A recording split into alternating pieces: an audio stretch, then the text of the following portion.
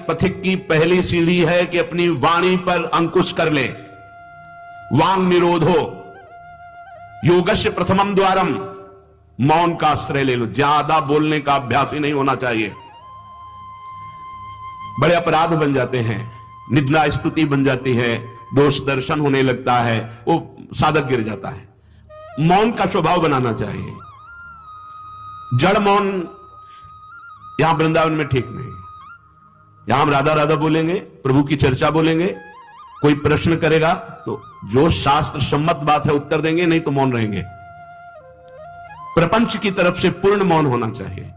आपको पहली बार कोई खड़ा करके बात कर रहा है, समझ में आया कि इससे बात करना प्रभु को भूल जाना है, अगली बार से वो कहेगा राधे राधे, उत्तर नहीं देना।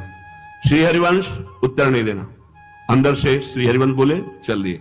हमें किसी से क्या लेना देना। Today we are going to tell you something. हम किसी का अहित नहीं करेंगे, अमंगल नहीं करेंगे, हम किसी पर दोष दर्शन नहीं करेंगे, पर हम अपनी वृत्ति को भगवदाकार करने आए हैं। ये नहीं कि कोई हमसे बोले तो हम बोलना जरूरी है, नहीं। कोई प्रश्न करे तो बोलना जरूरी नहीं। उपासक हो, आप कृपा करें तो बात कर ले, ना चाहे तो बिल्कुल आपके ऊपर कोई शासन नहीं कि आपको बात करना ही पड़ेगा, ऐसा सिद्धांत नहीं है। योगस्य प्रथमम द्वारम वांग निरोधो, सबसे पहली साधना है वाणी को रोक ले। बोलने से बहुत शक्ति नष्ट हो जाती है। जैसे हम भगवत चर्चा करें तो इससे शक्ति बढ़ती है, लेकिन प्रपंच की वार्ता करने से वाणी की शक्ति नष्ट हो जाती है। जब आपकी जबान अपवित्र हो गई तो नाम कैसे चलेगा? जब वाणी अपवित्र है तो आपके अंदर शास्त्रीय कैसे शब्दों का भाव आ पाएगा? नहीं आ पाएगा। महावाक्यार्थस्य विचार्यताम, आप नहीं विचार करने की क्षमता वाले रहेंगे। यदि आपने व्यर्थ की बातें शुरू कर दी, अश्लील भाषण बोलते, गंदी भाषा बोलते, तो आप में कभी विचार शक्ति नहीं रह जाएगी कि आप शास्त्रों के, संतों के वाक्यों का मनन करने की सामर्थ्य रखें। खो देंगे सामर्थ्य।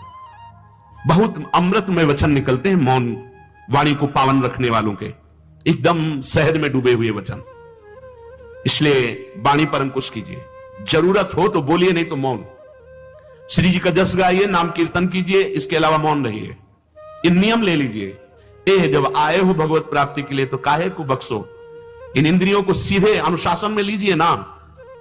आपका स्वरूप इंद्रियां थोड़ी है, आप इनके संचालक हैं। आपकी सामर्थ्य से सामर्थ्यवान होकर आपको बांधे हुए हैं, आप इनको बांधिए। बहुत हो गई स्वतंत्रता इन दुष्टों की। माता देहूती जी भगवान कपिल जी से कहती, मैं ऊब गई इन दुष्ट इंद्रियों से भोगते हुए।